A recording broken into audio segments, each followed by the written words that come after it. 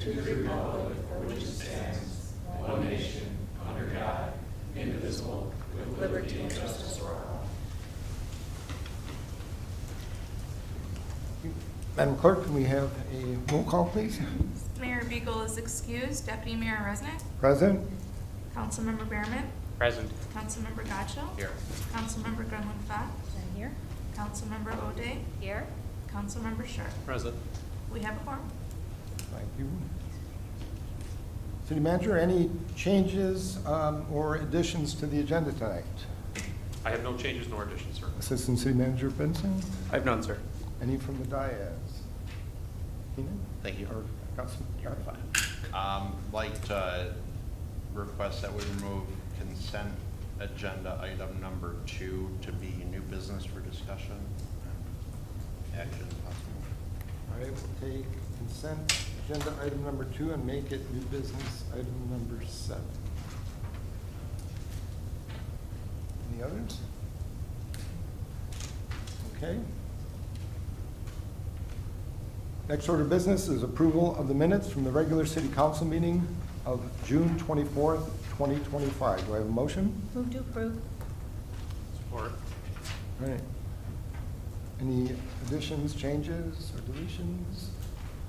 Okay. We have a motion and a second for approval of the regular city council minutes from June 24th, 2025. All those in favor signify by saying aye. Aye. Against?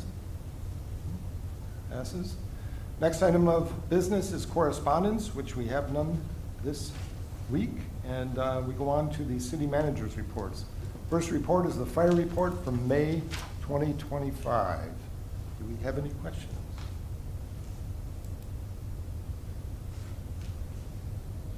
No? Oh, getting off easy again. Jeez. The second city manager report is the police report from May 2025. Any questions or comments? All right. Seeing none, we'll move on to the consent agenda. All items outside of item number 2, which is now moved to new business number 7, under the consent agenda are considered routine by the city council, being enacted by one motion. No separate discussion of these items unless a council member so requests, with the item to be removed from the consent agenda and added to the regular agenda at the end of unfinished or new business. Do I have a motion? So moved. Support. All right. All those in favor? Aye. Aye. All those against? Motion passes. This brings the first call to the public, and I'll read the rules to the call of the public. Public shall address the council during the call of the public, which will be included on the agenda immediately after correspondence, and again immediately after new business.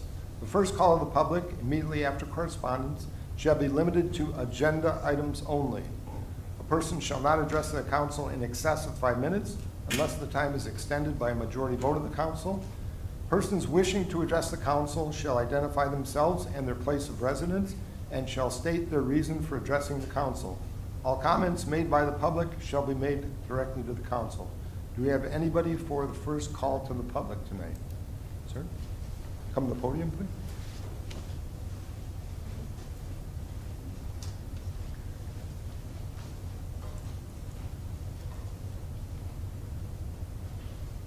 My name is Dale Brannigan, and I live at 1748 North Wixom Road. I got a little bit of an allergy thing, so sorry. Item 2 of the agenda, I just wanted to clarify why I oppose putting a sidewalk or a safety walk on my side of the property. I spoke here a couple months ago, but I just want to reinforce that that Wixom Road is 50 miles an hour in front of my home, and it's 2 lanes, and it's a double yellow and a single white on the outside, and it can ruin my day often, and anybody coming to visit based on other drivers pressuring and pushing as we turn in our home. But it's just a dangerous element, and there's very little flexibility on relief. My neighbors that are a part of this sidewalk request have a left-hand turn lane that offers some flexibility there. But overall, Wixom Road, 50 miles an hour, I know it's a county road, is a highway. And I think I invited you folks last time to pull in my drive, just to get a sense of what that looks like. You know, I've been a proud resident of Wixom for 40 years. I've lived in this home for almost 30. And so I know, I love sidewalks, and I think you did a great job of the airline trail and so forth. But the real thing is, when I pull into my driveway, it's routinely 20 miles an hour. And somebody's honking their horn or passing by at least, you know, once a month. And that's just with me. And my family, we're older, so there's just two of us living there. But younger drivers are more susceptible and more vulnerable to this erratic behavior by other drivers. And I think that pressure then adds an element to danger if you put a sidewalk and there's pedestrians walking by.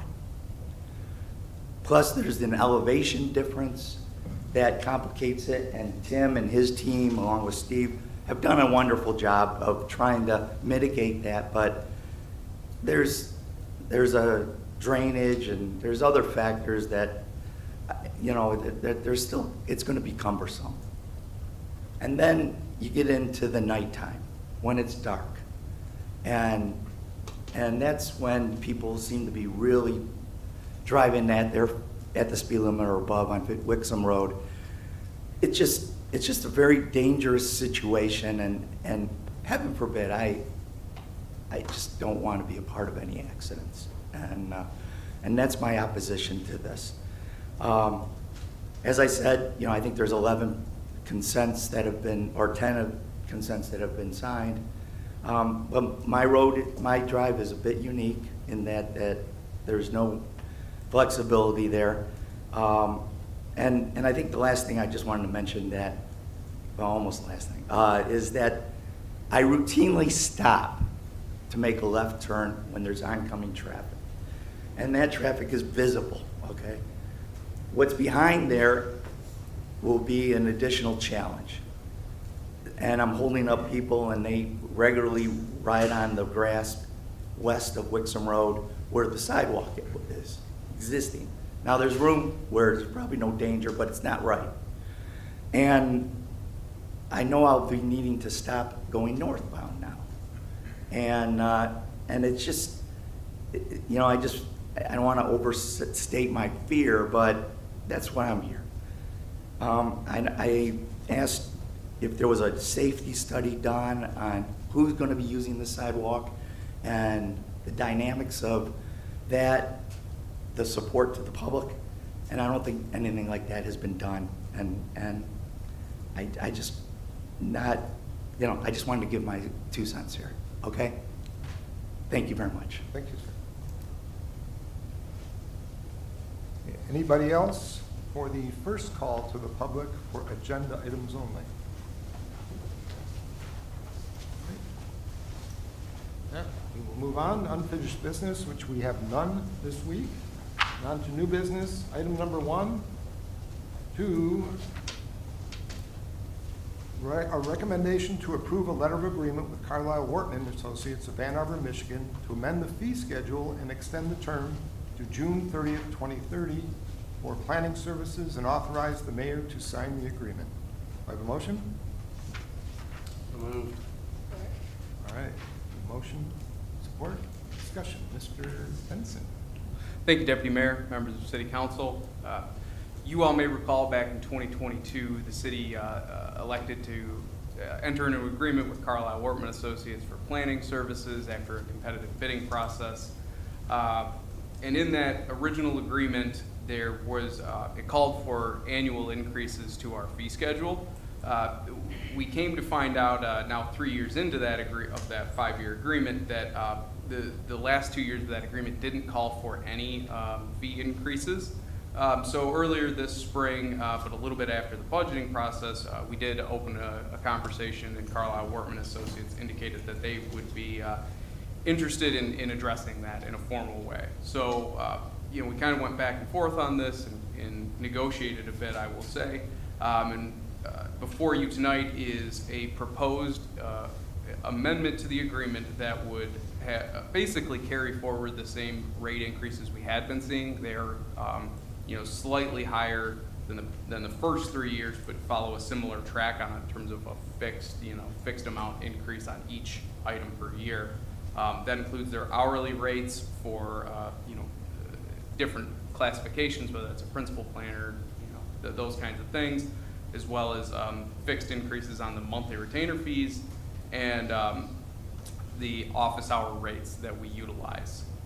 And they are recommending a few increases to our review fee schedule for private development reviews.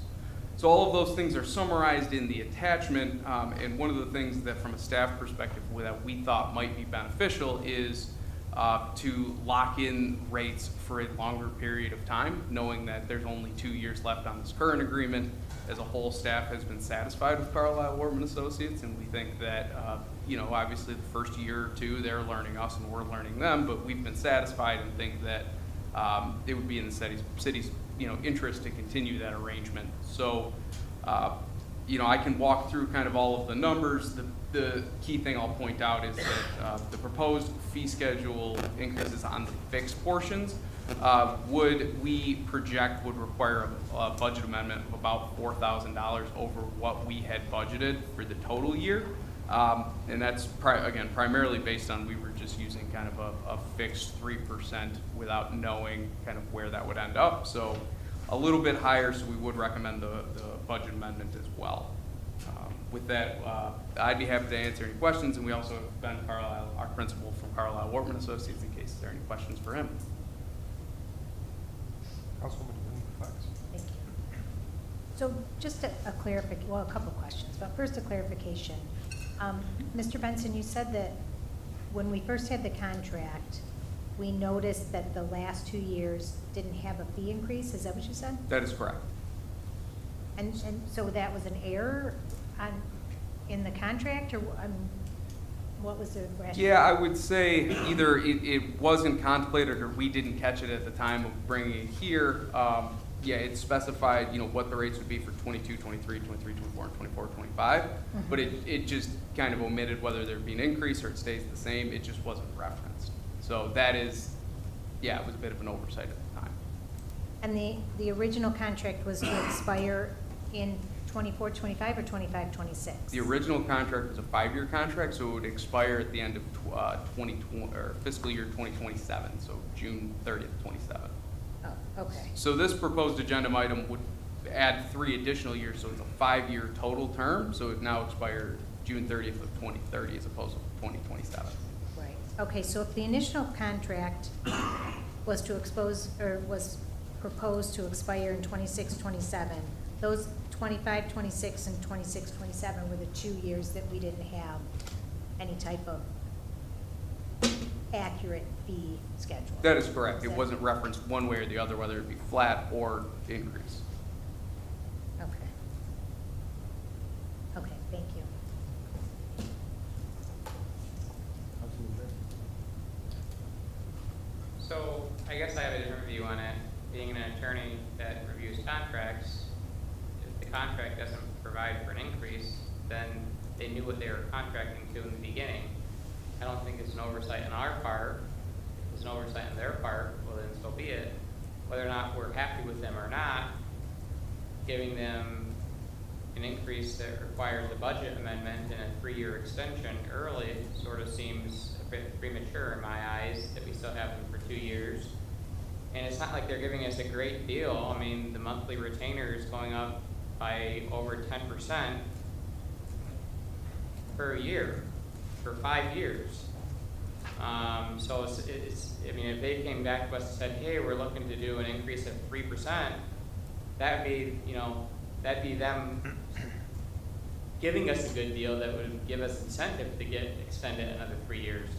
But the current monthly retainer is 1,800, and it's gonna go to 2,000 next year, and then 2,200 the year after, 2,400, 2,600, 2,800. That's not a good deal. That's a great deal for them, not for us. So I don't understand why this is being presented as a deal for us when they clearly didn't understand their contract that they entered into us at the beginning. Whether or not they're providing us with a good service or not, doesn't mean that we should be giving them an increase because they didn't contract for that in the beginning with us. Sure. We are not obligated to do a 5-year extension. That was an idea to try to lock in rates over a longer period of time. But no, you're absolutely right. But if we're they're not. giving us a good deal, sure, lock in the rates, but you're asking for more than a 10% raise. That's not a good deal to lock in an increase at 10% a year for 5 years. I just don't see why this was even, I guess I'm missing where this is a benefit to us as a city. So what I would say is, and that is certainly, you know, an opinion to have. I'm not going to try to necessarily sway you on that particular piece. Now, in aggregate, on the monthly retainer piece, that $200 per year amounts to about a $2,400 increase. And you're right, that in the first year that is over 10%. You know, in year 5, I think it's closer to, I'm sorry, I don't have the number directly in front of me. Let's say 5 or 6%. So on a percentage basis, it certainly does not look the greatest, given that they're not increasing the rates by a percentage basis. They're going on a fixed dollar amount percentage. That was kind of the theory behind, well, perhaps a longer term extension could be a benefit because on a percentage basis, it actually goes, if you're on a fixed basis, it's going down percentage-wise per year. Now, you know, again, that's certainly open to interpretation, and I think that's a conversation we can have with them about, you know, either adjusting rates or keeping rates the same, or only looking at 2 years and addressing this again in you know, 2027. We could certainly do that too. I mean, this is, council has prerogative here, but that was, you know, through our kind of negotiations with them and the conversations we had, we thought that this was a reasonable middle ground for at least having a conversation with you all.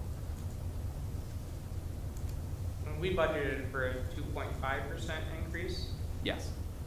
and they're asking for over a 10% increase this year, a 10% on the button next year, and then I guess this is just $200. I see how it's going down a little bit, but still, it's an average of 10% increase per year for 5 years. That's just on the retainer piece. On the, you have to look at our total fixed costs. It combines both the monthly retainer as well as the office hours, with both of which increase, but I had the math at about an 8.5% increase in year 1 compared to last year. So 65,000 to about 70, just shy of 71,000. Then 7.8, 7.2, 6.7, and 6.3. Those come out to about $5,000 increases per year for the service over the life of the proposed contract. I guess my own personal view on it would be keeping to the contract we have for the next 2 years. And if they don't present us with an offer that's favorable, then send it out to bid in 2 years to see if we can get a competitive bid from another vendor if they're not going to be competitive. I mean, I think we've had a good relationship with them, and I'd like to keep it, but I don't see how we can agree that this is a good deal this evening.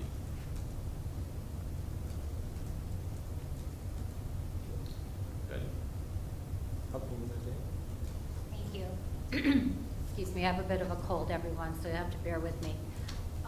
As we're sitting here talking about the fixed rate increase, I'm curious about the office hour increase. I see we have totals there.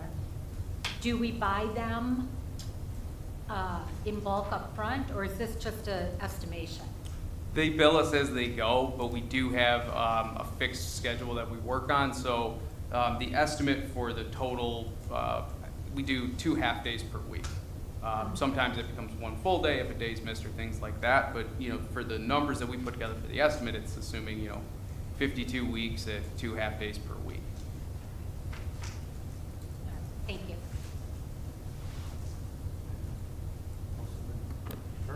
Thank you, Deputy Mayor. I had more to add, but I'll just support Councilmember Pearland's position. Thank you. Thank you. annual increase did also strike me as being a little bit high, especially considering we have another contract renewal below, and that is very kind of squarely centered around CPI, and this is not. I also think a bunch of what we're looking at tonight is kind of plays into these costs and reviews and whatnot, and it doesn't sit well with me necessarily that we have gone through the whole redevelopment ready program and we want to attract new business and redevelopment, and at the same, that's one thing that is kind of our state mission, but at the same time, over the course of a few years, we're raising fees by 30 to 55% over what they are now. I know some stuff will go up, people get paid more, but the 10% increases, 7% increases are more than I would be expecting. I know you had mentioned that there was some negotiation or back and forth. It sounds like we opened the discussion, which I don't know that was the move. But I don't know that I'm in favor of these numbers as they are. I would hope that we can go renegotiate them a bit more to keep down costs across the board, because a lot of these are just passed through to people that come ask to build here, and I think that's one of like the number one cited issues with why like residential home building is so slow and costly is burdensome ordinances and costly permitting and review, and we're not helping that. So I'd be a no on this unless there's, I guess, support to table it and review it later if there's some negotiation, but that's me for now.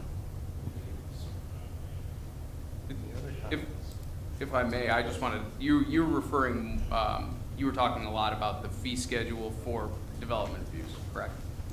Later down. Yeah. So I did just want to say, definitely duly noted on, we've heard over time and time again with rising housing costs that development processes can be part of that. And I do recognize, when we put the percentage increases on there, it does come across as relatively significant. In the big picture, we're talking about for, imagine a project like the Leonardo's building, right? It's 20,000 square foot new construction, right? We're talking about for a site plan like that to increase the cost by about $175 on the front side. That doesn't, hourly rate fee schedules come in on the revise and resubmit. So, and I say that to say that the dollar number increase, I guess, looks or feels different than the percentage increase when you talk about the workload involved. So, you'd be talking about adding the equivalent of an hour and a half worth of work on any individual review, right? If a principal planner costs $135 per hour, that's just how that kind of translates. So, while I do, definitely recognize your point about development reviews adding to the cost of developments, the fixed rate schedule is not the kind of, I would not say is the most challenging part of any of these. As an example, on our building permits, which for residential homes tends to be kind of a little bit bigger, they're entirely based on the cost of construction, whereas this fee schedule, it doesn't really reflect that. So we charge the same amount for a 5,000 square foot building as we would a 100,000 square foot building on the intake, with the only adjustment being how big is the parcel. So we charge them on a per acre basis. So I'm not saying that's the perfect system or any of those things. It's just to say that it's not quite as apples to apples in that sense, and planning doesn't reflect the cost of the project the same that building permits or maybe an engineering escrow would. But duly noted on your points. The review fee schedule on page 7, that comes up in our later items that we'll be voting on. And those numbers have gone up, like site plan review, where it says 700 plus 35 an acre is currently 550 plus 35 an acre, I believe. I looked at it, looked it on our website today to verify. A lot of this factors into just like, you can say 7%, it sounds harsher than $180, but either way it's more. And that is, I think what's lacking here is what is the justification for the the more part. Like, are we just paying people more? Have projects gotten more complicated, which they probably have not? And if that's the case, then maybe industrial, commercial reviews should be substantially more than the rest of these. But that, I think, to me, there maybe needs to be a little bit more put into negotiating these numbers, or even separating the costs, as I just mentioned, for the project type. But I don't, the justification isn't there. It's just, we noticed in the contract that it didn't say anything about years, the final 2 years. We approached them to say, do you want us to pay you more for that? They said, that sounds lovely. That's, just to clarify, we did not bring up the conversation. Okay. I guess that was a little bit of the error earlier. But even if the case is that I don't know that we need to hold people to the original contract. I don't know that we need to be quite to that extent of harshness, but if we're looking at CPI for another professional services agreement and going up to 4.9%, I don't know why we're talking at anything dramatically above that, and that's 7% in some of this stuff, 27 to 33% over the next few years. Those are big costs, and they add up, and it can be $180 a year, but it's $180 this year plus the $180 next year, so now we're up $360 over 2 years, and it adds up very quickly. So by the end of this, it's not $180, it's dramatically more, $800, what have you. So I think that's what we need to whittle down, is maybe this flattens out. I understand that it tails down a little bit just because we're dividing by a higher number, but I think we need to look at maybe the last 2 years are a set amount or something like that, and then we finish out the contract, and then we can have a discussion about the future. So that's my thought. Councilman Dutch. Anybody else? Let's take a vote on this item. We have a recommendation to approve a letter of agreement with Carl. I think Ben may. We don't really need to hear from you. I'd call it public. We can come back up. All right, we have a recommendation to approve a letter of agreement with Carlisle Wortman and Associates, Van Arbor, Michigan, to amend the fee schedule and extend the term to June 30th, 2030 for planning services, and authorize the mayor to sign the agreement.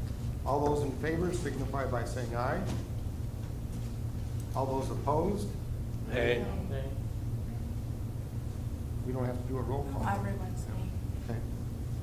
So it sounds like you have a message. Go back and work with Carlisle Workman on that. All right, next item of business, we have a recommendation to adopt a resolution to revise the City of Wixom Planning and Zoning fee schedule to be effective July 9th, 2025. Have a motion? Move to approve. Support. Motion support. Mr. Benson.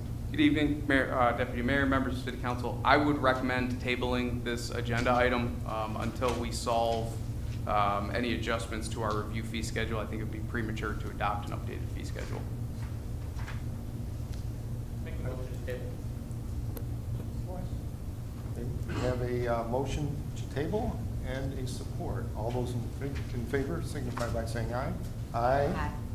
Opposed? No. Councilmember Sharp? No. Councilmember Behrman? Yes. Councilmember Gatchel? Yep. Councilmember Garland Cox? Yes. Councilmember O'Day? Yes. Motion carries. Yeah. To table. Yes. Oh, sorry, Tom. Deputy Mayor Resnick.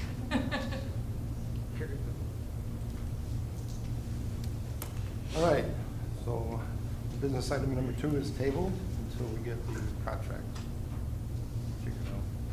The third item of business is a recommendation to approve a resolution to revise the City of Wixom construction permit fee schedule effective July 9th, 2025. I have a motion. Support. Or Mike will.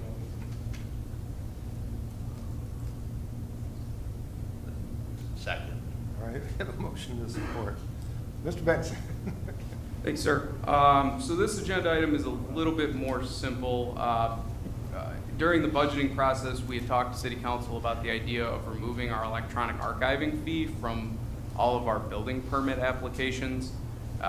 The primary, reason for that is that we have collected a significant amount from that over the last decade or so. We believe that we've collected enough that we can carry out all of the additional archiving that extra fee was intended to do. And so therefore, we would eventually bring you a recommendation to remove that. And that would take away approximately $12,000 of revenue per year. But historically, that's been dedicated, it's intended to be dedicated for electronic archiving anyways. So that's the primary change on the proposed construction permit fee schedule. The other items that we included are just a few kind of clarifications and minor modifications, including talking about how to handle permit expirations and extensions. The previous fee schedule was a little bit vague about how extensions or how to reopen, or are there fees associated with reopening expired permits. So we do propose some language that just reiterates the building code stance that all permits are valid for 6 months. Extensions may be granted, and expired permits they require a 50% payment to reopen for another 6 months. And then the other piece was just a little bit of clarification as it relates to how we handle grading permits and giving the building official some discretion to require an escrow deposit for certain grading permit applications that are of significant size. Our current fee schedule was a little bit vague, and sometimes there are cases when we might need the assistance of HRC or other consultants to be involved on, let's say it's grading a 20-acre parcel or something like that. So this update would allow us to be able to address that. With that, if there are any additional questions, I'd be happy to answer them. I would agree to the reopen fee, because I know that it takes more time, you have to go through it again, and it can be cumbersome to have to do that. But 50%, where did you come up with the 50%? So that is what a lot of communities do in consulting with Safe Built and how that's been handled, in a variety of their communities. That's often what they do. And the intent of it is to be kind of high, because we have run into situations, as have many communities, where someone will have a permit that expired 2 years ago, and then like, oh, now I'm ready to proceed. This sort of puts something in place that there's a consequence to not carrying through on a project that you applied for, or just continuously keep extending and not moving forward on. So it's intended to be a little bit of a hammer. So you had said that other communities charge a 50%. So was that just based on what Safe Built had said, or had you talked to other communities? That is a experience that I've had, but that was primarily when putting this together. That was a recommendation from Safe Built as well. But I have seen that in other communities. And then as far as that fee, how much of that goes to Safe Built? All of it? I believe it would be the same percentage split, so 63.5. Okay. So they definitely have an incentive to make it higher. Yeah, I guess I have a problem with 50%. I think it's too high. I mean, I'm not saying I know what that magic number is, but I do think it seems kind of high. But I do agree and understand the rationale for doing it. It just seems kind of high. Thank you. When I was looking through what we currently have online for this, and looking at this being all redlined, this is completely new section. How are we handling expired permits currently? I would want to double check with Ken. I'm not always directly consulted. I think more often than not, we just either A, tell them they have to reapply, like, hey, your permit's expired, you got to start all the way over. If it's been long enough, that does happen, or extensions are granted. Okay. But I can confirm there are circumstances that a permit that might have expired a year ago and they're finally coming back, they've had to just completely reapply, start over.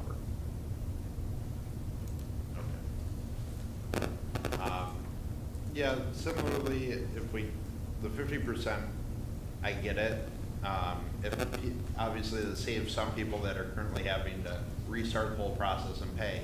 But I think it does incentivize getting some work done. But I don't know if we need to take a survey of the other communities or what Safe Belt had said is a true survey of other communities since they work with them. But we didn't really get that verification.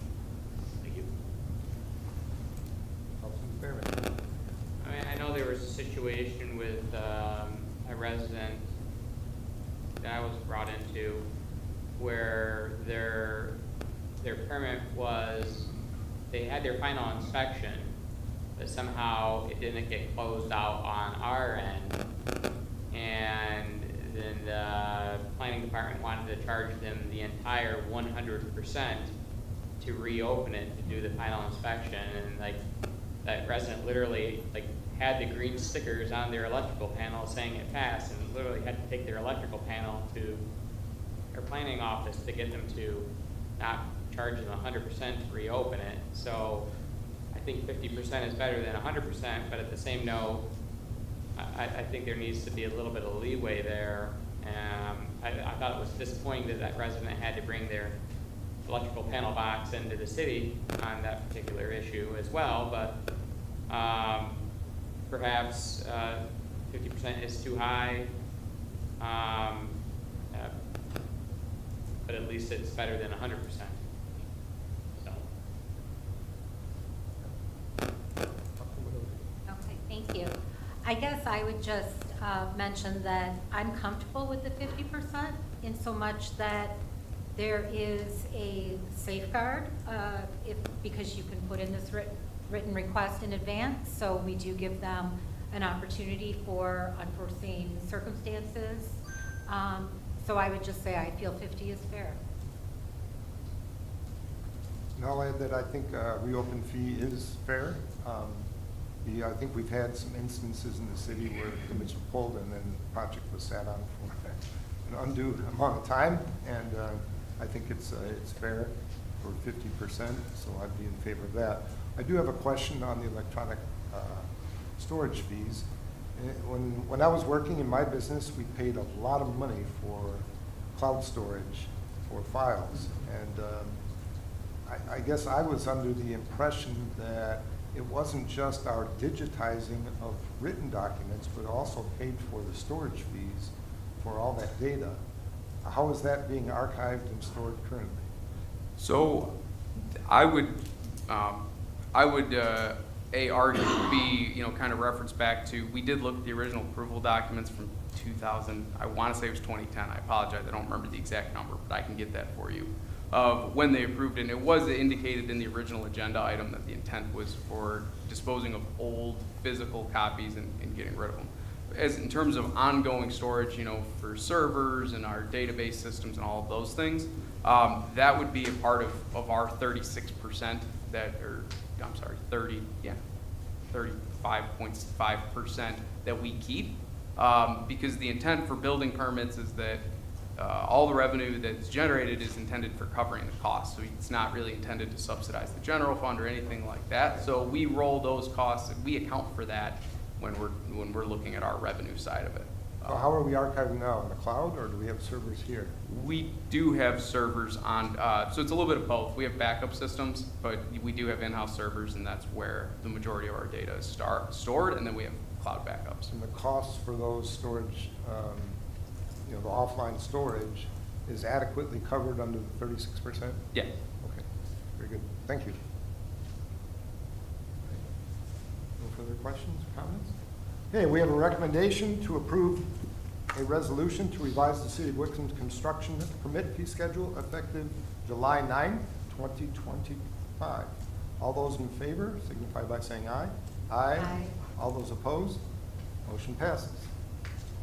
Fourth item of business is a recommendation to participate in the State of Michigan M-Ideal Purchasing Program for the acquisition of a Bobcat UW56 Toolcat with implements from Bobcat of Lansing, Michigan, in the amount of $72,494.80 from DPW equipment account number 401-441-974.396. Have a motion? Move to approve. Support. All right. Mr. Sigma. Thank you, Mayor Pro Tem and council. Yet what you have before you is the recommendation to purchase a new toolcat. This has been the workhorse for the city for a number of years, and we have currently two in our fleet, and we want to add a third just because of the added work that we're doing here in the DDA and the airline trail throughout the year. We do a lot of trail trimming, as you're aware of, not always on time, but we do that throughout the year, and then we're also doing more on sidewalks, and the toolcat is just very useful for that. So this new one will be fitted for our existing implements, so not only the street sweepers, but the mowing systems, the clippers along the side, and the plows that we can utilize with this.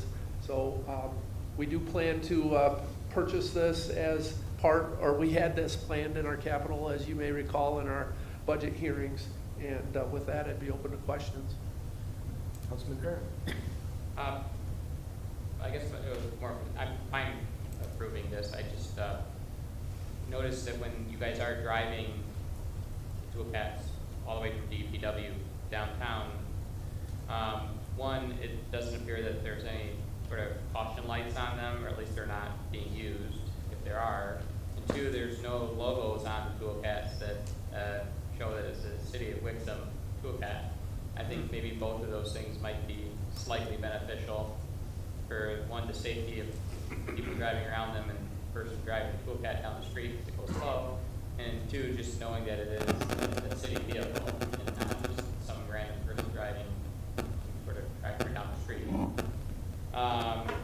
And then the only other thing I'd say, because a lot of the stuff that seems to be being done down here, whether or not it would make sense to see if there would be a place possibly on the campus here to keep one versus having to continuously drive them from DPW. When planned, we do leave a toolcat here primarily in the wintertime, and we hook it up with glow plugs because it is a diesel, and we're able to keep it behind the police station. But yes, we at times need it more frequently down here than we do up at DPW. So, But I'm fine with it, just Yep. my comments. thank you. Comments? Okay.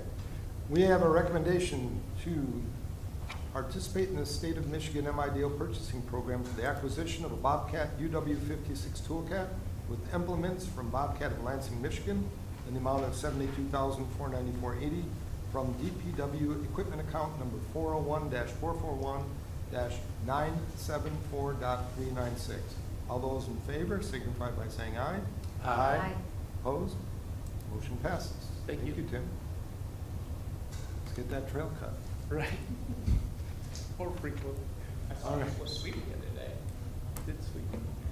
All right, next item of business, number 5, is a recommendation to award a change order for the 2025 local road program for additional road repairs to T&M Asphalt Paving, Inc. of Milford, Michigan for $145,000 from local road construction account 203-554-971.399, and to accept the proposal from Hubble Roth and Clark, HRC of Howell, Michigan, for the construction engineering cost at a cost of $24,000 from construction engineering account number 203-554-960.391. Have a motion? So moved. Support. Now we have motion and support. Mr. Sigma again. Thank you. Yeah, what we have is, in addition to our 2025 road improvements that we're trying to do, one of them is the Manistee. It goes up along near the drafting table and country corners there to the top. And the second one is the Gibson Drive. what we're doing at Gibson Drive is we have already added a gate to that area so that emergency vehicles can pass through on ATS Drive with an easement that they have granted to us for emergency use while Pontiac Trail is being closed. And we anticipate that that is going to happen starting towards the end, I guess, of July, and it'll be closed for up to, 6 to 8 weeks. So we want emergency vehicles to be able to pass through there. We'll have locks on that gate, so regular traffic does not occur, just based on our negotiations with ATS. So we're protecting their properties as well. But with that, that's what we plan to do with this additional funding, and we think we'd like to recommend that at this time. Comments? Councilman Sharp? Thank you, Deputy Mayor. Mr. Sigma, I'm looking at a picture of Manistee Street as it approaches Pontiac Trail here in the packet. Yep. We're going to have a nice, smooth airline trail crossing there, right? It's going to come right up, no bumps. We're going to smooth it out right to the ADA little pads there, and Yes. won't have to have my teeth rattled anymore at that crossing. We're working on some storm drainage issues there as well. Very good. Yes, I've heard that about we're- those, We're yeah. trying to, figure out those added connections. Okay, thank you. Yeah, thank you. Councilman Gatto? Councilman Merrick? I guess just, this is going to be done immediately. Yes, it'll be done in July. That's the plan. I know we extended a contract last year for a street that hasn't been done, so I'm just curious. But yes, the Sam's Way is still underway. We've been working with the concrete guys for, probably close to 4 weeks now. And every time we're going to be there on Thursday, and they need about 3 dry days, and then 3 additional dry days. It's really getting bad. It is, Sam's Way is cut, and like I said, we're looking for 3 dry days. We're hoping next week will be those 3 dry days that we need.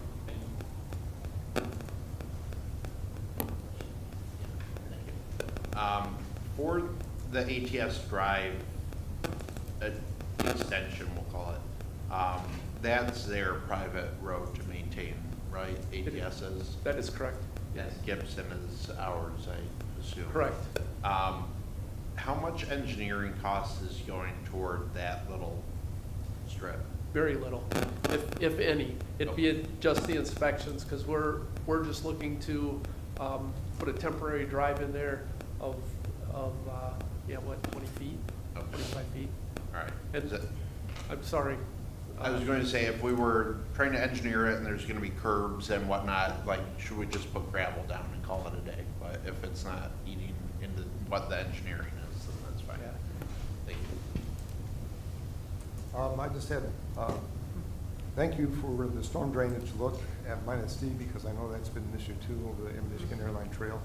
The other question, the Country Corners businesses, have they been notified of the construction schedule yet? Once we get the construction schedule, I didn't want to Okay. notify prematurely, so Please yes, we do will that. notify them. Yes. Okay, thank you, sir. Okay, we have a motion and a second, recommend award change order for the 2025 local road program for additional road repairs to T&M Asphalt Paving, Inc. of Milford, Michigan, for $145,000 to the local road construction account 203-554-971.399, and to accept the proposal from Hubbell Roth and Clark, HRC of Powell, Michigan, for construction engineering at a cost of $24,000 from construction engineering account number 203-554-960.391. All those in favor, signify by saying aye. Aye. Opposed? Motion passes. Brings us to new business item number 6, recommendation to extend the 5-year agreement for engineering services with Hubbell Roth and Clark of Powell, Michigan as the engineer of record for the city of Wixon, and authorize the city manager to sign the agreement. Have a motion? So moved. Support. All right, motion and support. Thank you. Mr. Sickman again. Yes, if I may, just kind of revise that recommendation. The way, so there's no confusion, this is just, it's a rate change primarily, so we're looking to, revise the rate schedules under the current 5 years. We're not adding to it. Current 5 years for the engineering services with Hubbell Ruff and Clark. The way it may be interpreted that we're adding time, and I didn't want to, after rereading a couple different times, we wanted to make sure that that was straightforward. But what you have in front of you was a comparison of the 2022 reviews that we did with the comparisons of different engineering firms at that time. And when we add the suggested rate changes that HRC came up with, we found that they are still the best value of the current contract, and comparing them with the other 3 companies that we did in 2022, they are still low compared to them. So we feel that the recommendation as shown or requested in the letter from HRC is adequate, and we feel that they need that. Madam Clerk, should we revise the motion then to, recommendation to revise the rate schedule for the 5-year agreement for engineering services? Because we're not really extending it, correct? We are not extending. Sitting here at your ground in that free. Great, all right. I'll amend my motion to the language stated there. Thank you. Okay, I'll just read it once then. Recommendation to authorize the revised rate schedule under the 5-year agreement for the engineering services with Hubbell Roth and Clark of Howell, Michigan as the engineer of record for the city of Wilson. So the revision, there's a support and a second. Any discussion? Councilwoman Fox. So, Mr. Sigma, could you, just again, when I read it, I read one thing, and then when I heard you, I thought I heard something else. So you're saying there's an existing contract now that goes out for like another the 5-year Yep, it was a contract. 5-year, And we have fees that are attached, right? but we're going back and revising those fees? Annual review of the fees are looked at between HRC and the city. And in 2023, we requested, it was requested for a 3%. 2024, there was no increase. And then now in 2025, the 3rd year of the contract, they're requesting, 4.9. So that's written in the contract that we would look at Each those? year, we look at it, and it's also written in the contract that after that review, if there's an addition to that rate structure, we bring it back before council. So each time we do that. With the problems, if you will, earlier and now, what future proposals in that realm would be just a cap and established maybe based on CPI or something else, that review would be handled by staff with a potential cap. That would be the next contract, but that's for another 3 years. That's not until 3 years. Councilman Sharp. Thank you, Deputy Mayor. So I'm reading in the letter from HRC that what the contract allows, the CPI 5% or whatever they're asking for, 5% whichever, the CPI or 5% whichever is lower. They did not request one in 2024. Then you provide the other 2 CPIs for 23 and 24. What's this corresponding CPI for the present 4.9% rate increase request? So we have a CPI? If it's in there, I missed it, but. So the 2 CPIs that were in 2022-23 was 4.5, and in 23-24 it was 2.8, and they're asking currently, which they skipped a year in there, and they're now asking for 4.9. But what is the CPI that corresponds to the year which is this year? They're asking for the 4.9. Is there a CPI someplace? Well, this last one ended in December of 2024, so we don't have we only have 6 months of that CPI for this, but we're looking at, what, a two-year ad versus a one-year ad. I'm reading 2.8% for CPI of that year. Plus 4.9. Pardon? Plus 1.9. There's 2 years of CPI, Okay. 2.9 and 4.9. Combine those together, the CPI for the 2 years is 8. They're asking for 4.9 of the 8. Wow, I don't see that in there, so maybe Am I understanding correctly? That's my understanding. Or, it's not written that way, so maybe somebody can tell me where it's written in here. It's on, in the letter, the annual CPI increase was 4.5 for December 22 through 23, and then 2.8 for December 23, 24. And they're saying an aggregate, or blended, I mean, which is a 4.9%. Because they took no increase during 2 years. last year. So the cumulative for those 2 years listed in that letter would be over 7%, and they're asking for 4.9% for the corresponding period, so they're below what the total CPI would have been for those 2-year periods. So what's the CPI for the year they're requesting 4.9%? Because that, like we talked about earlier, it's very nice of them to not have given us an increase in last year, but that's past. So why are we retro going back to look at previous CPIs in this discussion? This is just a review of what's happened in the past and they're not asking for recovery of that at all. Okay. So they're asking for 4.9% now. What is the CPI that corresponds to that 4.9%? Because it's across a 1-year period, I think. There's not a one-to-one. There- It's a monthly review. So I see 2 numbers in here. December 2022 to December 23 was 4.5%. December 23 to December 24 was 2.8%. We're now in July of 25, so I assume that corresponds to the 23 to 24 rate, which is 2.8%. They didn't request an increase. Why would we go back and give them an increase for 22 and 23 at this point? We're not. We're moving forward. The 2 percentages are provided for comparison's sake. If they had sought 2 separate increases to the contract, they could have asked for, if they were marrying the CPI, it would have been 4.5% for 1 year and 2.8% for next year. Instead, they're doing a one-time 4.9%, which is less than a cumulative of that of 7.3. I think that's the point of providing the 2 percentages, just for comparison's sake. It's not matching up to a 1-year CPI because they didn't ask for an increase over a 2-year period, so they're averaging it out, coming up with what essentially is just under a 2.5% per year increase, if it were 5%. So we didn't We haven't been. kept everything flat for 2 years, and now we're Catching up. kind of catching up, but it's just going forward. We're not Yes, sir. 4.9%.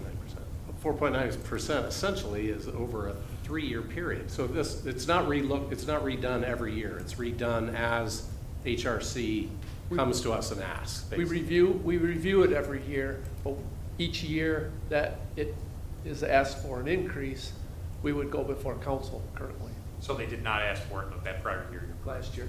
And so this 4.9% takes us out to potentially, assuming they don't ask again, the end of the 5-year contract. Is that correct? That was signed in That's- 2022, so we're going to 2027.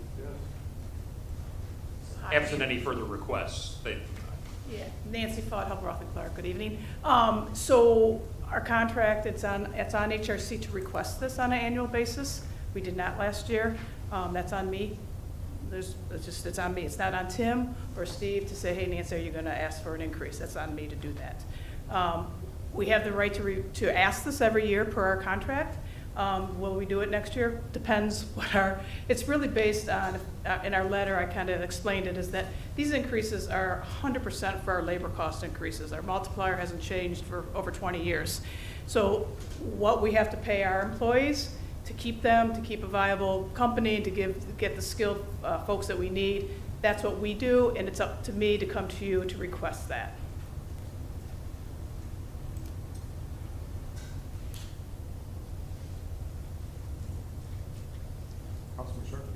I don't know, still, the CPIs are well below 4.5. So we're basically trying to be nice and giving them an increase that is a blended amount for 2 years that they didn't ask for an increase. It looks to me like it should be 2.8%, not 4.9, because that's the latest CPI increase.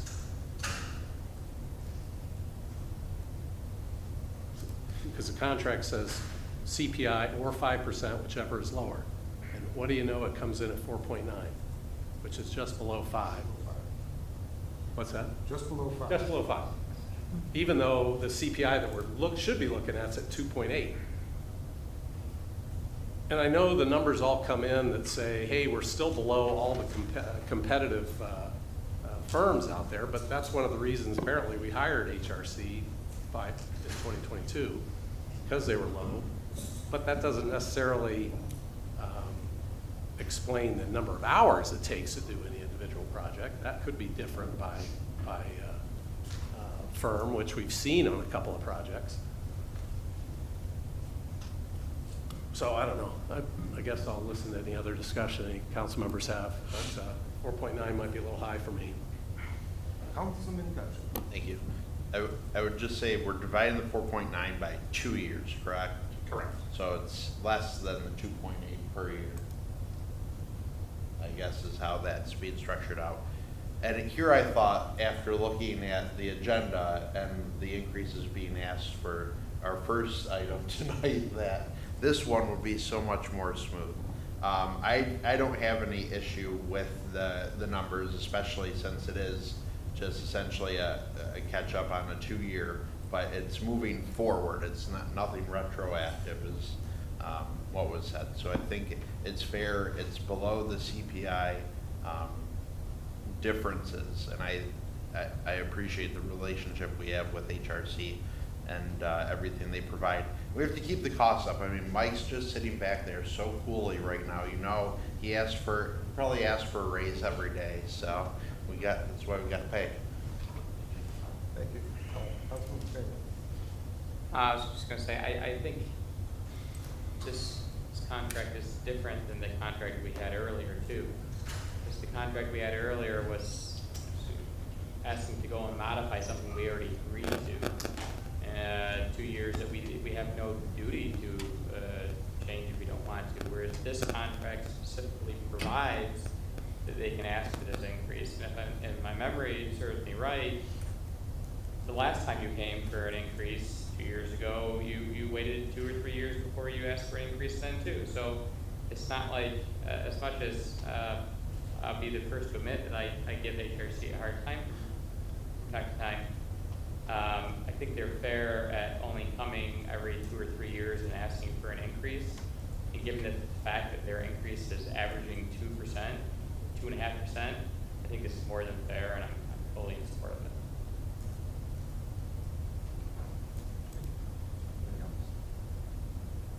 All right, we have a motion and a second. We recommend the extension of a 5-year, recommendation to authorize the revised rate schedule under the 5-year agreement for engineering services with Hubble, Roth, and Clark of Hall, Michigan as the engineer of record for the city of Wixom. All those in favor signify by saying aye. Aye. All those opposed? Motion passes. Which brings us to new business item number 7, which is the recommendation to resolve and approve a declaration of necessity and taking of property for a permanent sidewalk easement from the property owner located at 1748 North Wixom Road, parcel number 17-29-151-034, at a cost of $4,508.70 from Safety Path Engineering account number 223-555-965.390. Have a motion? Second? I'll second it for discussion purposes. So discussion. Tim, you want to take? Yeah, sure. Thank you. Since, we've been working on trying to get different walkable spaces throughout the city, and one of them that was targeted, as you know, was north of Potter Road. all the way to Loon Lake Road. After review, actually, that's been our goal for the last 5 to 6 years. And over that time, we were able to acquire a number of easements along that pathway. And this is the final one. This is the only one missing from Potter Road all the way to Hopkins. And we understand the number of concerns that the homeowner had represented earlier today. We've had 4 different ways to draw it up. We've talked multiple ways to try and work this through other channels, and this was kind of our last step. If you want us to proceed with the sidewalks, we need to get going on this, and the way to do that now would be to either have one final request based on what you see here, or go through the eminent domain process. And it's that's another process that gives the homeowners that due process to move forward. And again, we would still work, if we can work something out between now and then, we'll do what we can for it. And that's where we're at with it at this time. All right, Councilman Bear. How many feet are there between the street and where the sidewalk will be within his property? So I did take the most recent, that pricing was, we tried to only ask for the minimum. We had at one point asked for 30 foot into their property. This one, I think we're, from the right of way, we're asking for 12 feet. And if I mean, if his concern is safety, I'd be willing to buy a little bit more of his property to move the sidewalk farther away from the street so there's enough space for him to pull into his driveway, stop, look both ways, and then cross the sidewalk if that's what he wants. I mean, if we can accomplish what he wants and still get what we want, I would be fine with that. But it also seems like he's made a decision not to stay in this discussion, so I'm not really sure what, I think maybe he doesn't want a sidewalk, I don't know. But has the offer been made that we would make the sidewalk far enough away that he would have the room to be safe like he wants? yes. And in fact, we offered an additional pad, for up to 30 feet over into his property for that. We'd have to grant and purchase more easement at that point as well, and he realized that. And we thought that was going to work, and that didn't work either. So yes, we have tried that. I guess I'd like to put a finer point on it. We've cooperated with his request to change the location of the sidewalk, and notwithstanding that cooperation, he has refused the offers to date. So it has not made the difference that we had hoped it would. Thank you. You answered my question. I appreciate you guys doing everything you can for. Thank you. I just have a couple quick questions, so I have a little more historical basis here. How many other property owners accepted? 11. 11. Okay, so he's the 12th. Did any of the other property owners receive a sum of the same amount or anything at all? What's the? Each one of them received something different, just depending on what their needs were. And yeah, some of them 1,600, some of them, and yeah, this one is the most offered. Okay. All right, thank you. Councilman Sharp. Thank you, Deputy Mayor. I appreciate Mr. Brannigan's comments. I understand his point, but to me, the bigger point is the people walking or riding their bicycles along Wixom Road on either side, having a safe path to do so. That's going to be more dangerous more frequently than in my view, I don't have any data, the times when somebody's turning in to that one property, one driveway, one owner, and possibly encountering a pedestrian who's crossing, or bicyclist who's crossing his driveway for 12 feet. It seems much more dangerous to me to not have a sidewalk there than to have a sidewalk there. Thank you. Councilwoman Roman Farr. Thank you. Going back to Councilmember Bierman's question, so if we went in farther, the 30 feet, which you already talked to him about and he rejected, weren't there some drainage issues there too, though? So that was gonna make it even more expensive? That, yes, for the project, but not for them.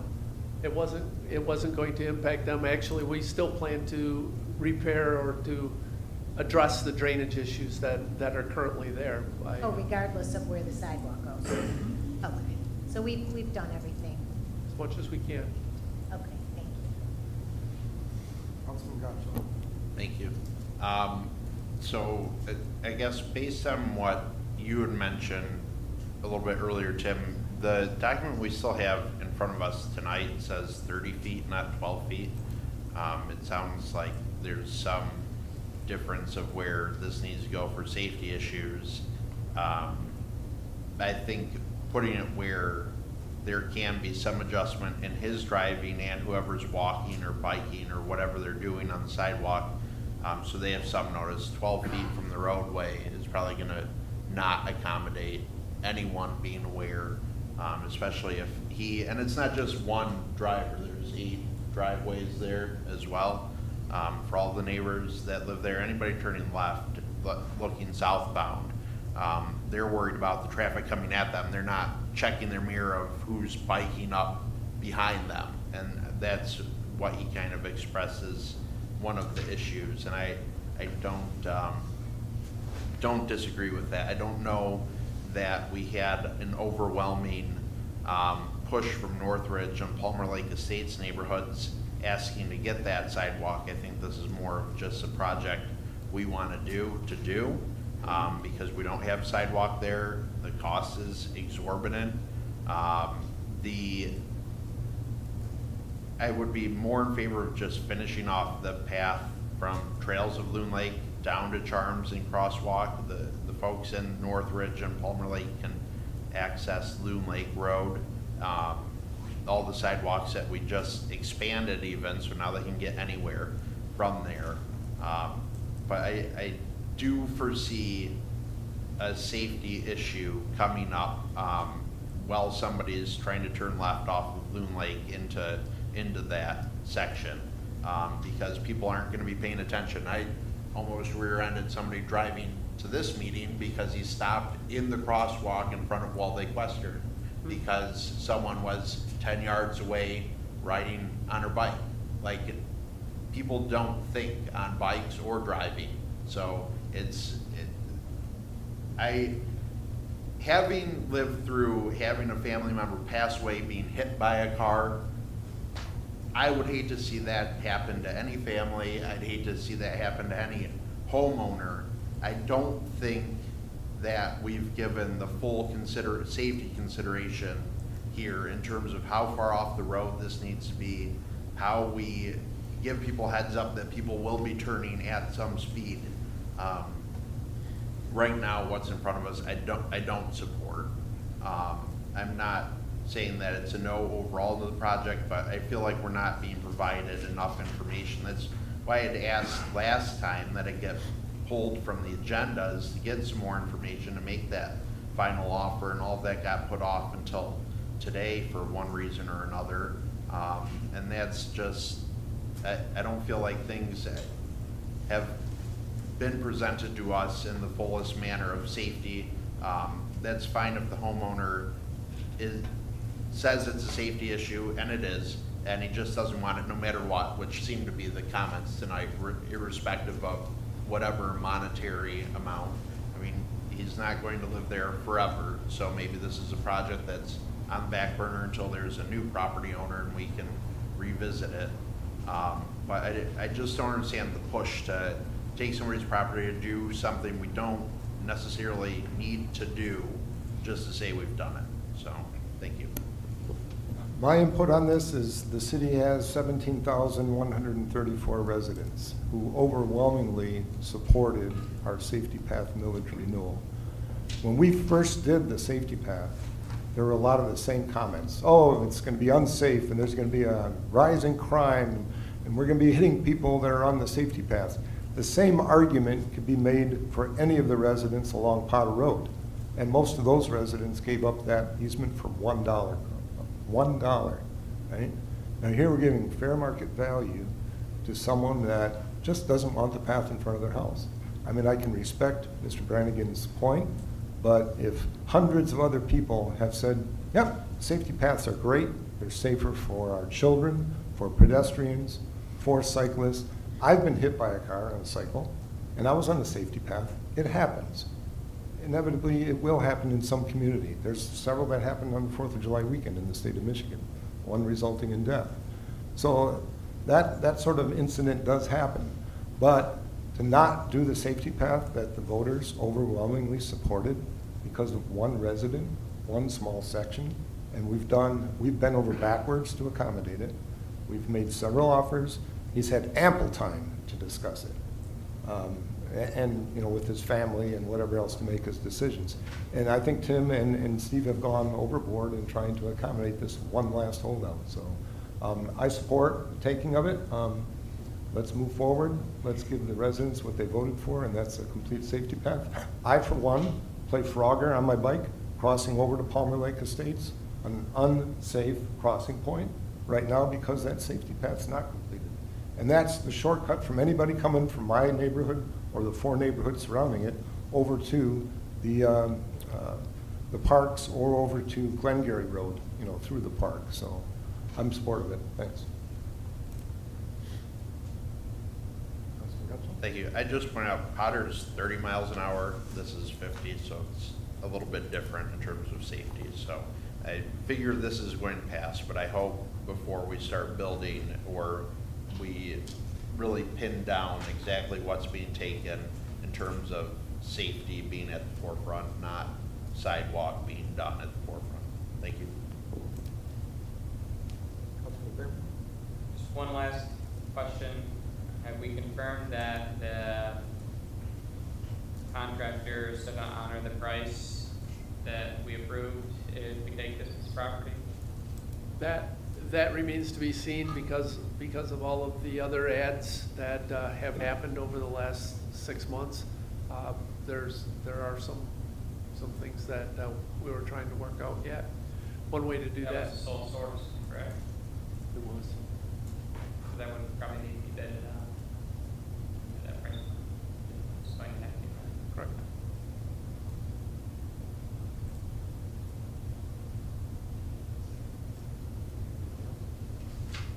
All right. We have before us a recommendation to resolve and approve the declaration of necessity in taking a property for a permanent sidewalk easement from the property owner located at 1748 North Woodson Road, parcel number 17-29-151-034, at a cost of $4,508.70 from Safety Path Engineering account number 223-555-965.390. All those in favor signify by saying aye. Aye. All those opposed? No. Roll call. Deputy Mayor Resnick, Aye. Councilmember Behrman, Yes. Councilmember Gasho, No. Councilmember Grunland Fox, Yes. Councilmember O'Day, Yes. Councilmember Sharp. Aye. 5 yes, 1 no. Motion passes. Thank you. That moves us to the second call of the public. I won't reread the rules because it looks like we have one member of the public there, but he knows the rules. So come up and speak your mind if you have anything to say. There's not enough mind to speak tonight. All right, I'll close the second call of the public and city manager's comments. City Manager Brown. Thank you, Deputy Mayor. I had a couple of things that I mentioned in relation to some exciting stuff happening in downtown Wixom. We've got the Michigan World War II Historic Trail Project, which we've discussed previously. Just a reminder on that front and the fact that that is happening in late July. The dedication ceremony is happening in late July. You should have received some invitations in that regard. If you haven't, please let me know. The second one is the Mack Park additional improvements. So we had the trail counter that was added to that location. We're looking to add additional benches, a drinking fountain for humans and pets, a bicycle repair station, sponsor recognition installation is going to be there as well. New sidewalk additions, that's likely to be completed in late July. And then the last one that I mentioned was what's referred to as Gillies Alley. That's the alley between the Wixom Bar and the Kleba building in downtown Wixom, which was a neat project that the DDA got involved with and actually started. And they've had a variety of people assist with that. And you should check it out if you get the opportunity. I'm going to do that tonight. I've seen it during the day, and I want to check it out tonight and see what it looks like. But they've added lights there with solar power to power them. Thanks to the owners of the two buildings that were involved, the Kleba building as well as the Wixom Bar, for allowing us to attach the lights to their buildings. The design committee of the DDA board members, and a variety of local residents who volunteered their time to take part in that. And then lastly, Main Street Oakland County provided technical assistance funding that also contributed to the project. So really cool project that happened in downtown. If you get a chance, check it out. And I should say one more thing. We had the Wixom Road landscape project in the railroad tracks there that is largely completed. Do we have any more work to be done on that? Yeah, there's a little bit of touch-up work still to be done. I believe all things go well, final inspection should be wrapped up by the end of this week. Some of my work got truncated there. I think it was my fault. I apologize. So I need to make sure I have my update correct on that. Other than that, we've got the dates to remember for the different events that are happening in the city. And if there's any questions, I'll be happy to take a shot at answering it or get back to you if I need to. Assistant City Manager? Yeah, just one note. You all, city council members, have likely seen a number of emails and invitations from me. We have, a couple exciting ribbon cutting and business celebrations coming up. And I just specifically, since I've got you here, I wanted to remind you the Amazon ribbon cutting next Tuesday, July 15th at 11. If you are available and interested in attending, please do, let me know or just, accept that calendar invitation. I do recommend, it's a pretty big building. It's a pretty unique operation. We have had the chance to see it before, but it should be a pretty big gathering there. So if you're interested or have any questions, let me know. And that is all I have. Council comments. Councilman Sharp. No comments tonight, Deputy Mayor. Thank you. My only comments are regarding the improvements that you just went over. They look amazing. I think everybody did a great job, especially the Wixom Road at the railroad track. Long overdue, and it looks fabulous. So thank you. Thank you. The new business number 2 got tabled, but I did have some notes relating to the fees that were on there that I hope we'll look at, like increasing all of the escrows by $1,000. And then something that seemed maybe a little out of line is, I know we had looked at the food vendor stuff and sent that back to Planning Commission. That hasn't come back, but we have that fee structure, and there is an additional mobile food vendor permitting fee in there. So I had questions about that. So I hope we'll just look at the costs and what would be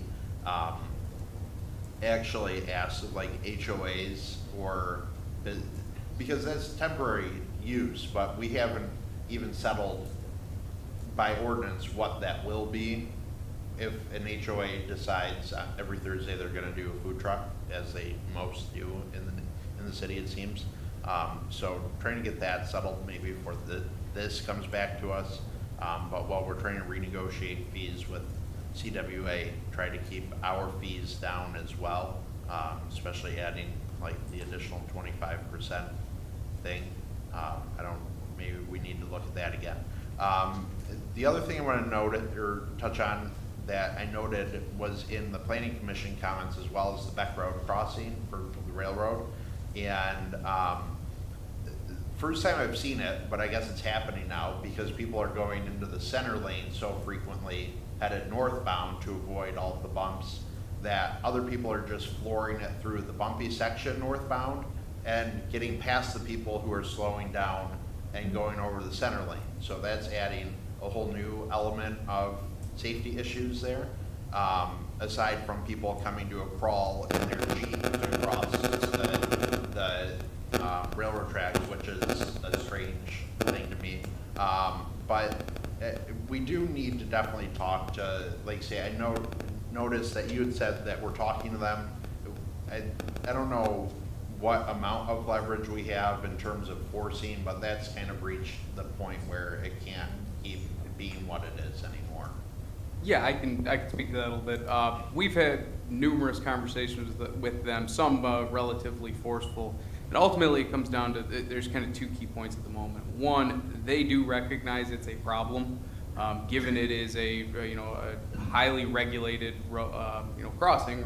Railroads, there's multiple layers. You have to go through the state.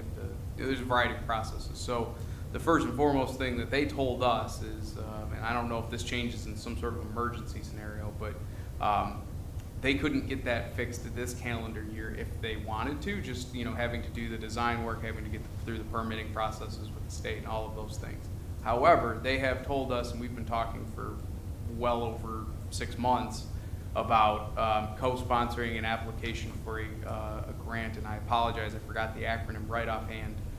The application's just opened this month for applying for a grant to improve that. That would cover most of the cost. There'd be no cost to the city for it, but we do need to participate in sort of advocating for it. So we are all optimistic about our ability to get kind of a larger pot of funding, have that project on the schedule for next year. Again, not to minimize the sort of dangerous aspects of it, we certainly recognize that, and we've thought about potentially going above their head. But at a minimum, they have been responsive to the fact, and they recognize that they just, from a logistics perspective, in the short run for a permanent fix, they believe it just takes more time. Yeah, I don't, maybe, have we had any discussions with whatever source the funding would be through? Like the grant funding, have we talked to that department or? We have not talked directly to MDOT. They use this program all the time. LSRC seems very familiar with it. I would almost appreciate if we could reach out to MDOT and ask them specifically about that crossing. Like, let's say we get the grant funding, that's great, but that doesn't mean we can start construction immediately. So what is LRC doing behind the scenes engineering wise in the hope that they do get the money? And what is the backup plan if they don't? Because the backup plan can't be, well, we'll try again. It needs to be, well, if we get the money, great, that saves them some money. But if they don't, then it still needs to get dealt with very quickly. Understood. Thank you. Councilman Fairman. I was just going to echo that I do think the landscaping downtown has turned out really nice this year. The only thing that kind of struck me odd was the bat houses that were installed right by the downtown Wixom sign, or where the downtown Wixom sign is going to be. I mean, could those not have gone maybe behind the pine trees instead of out front? We did do a little research on that since last time, and yes, we plan to put them on the backside instead, so they will be repositioned in the near future. I think maybe behind the pine trees would look nicer. Agreed. Yes, they will be changed. Thank you.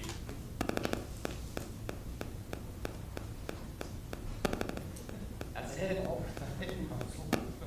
I'm good, thank you.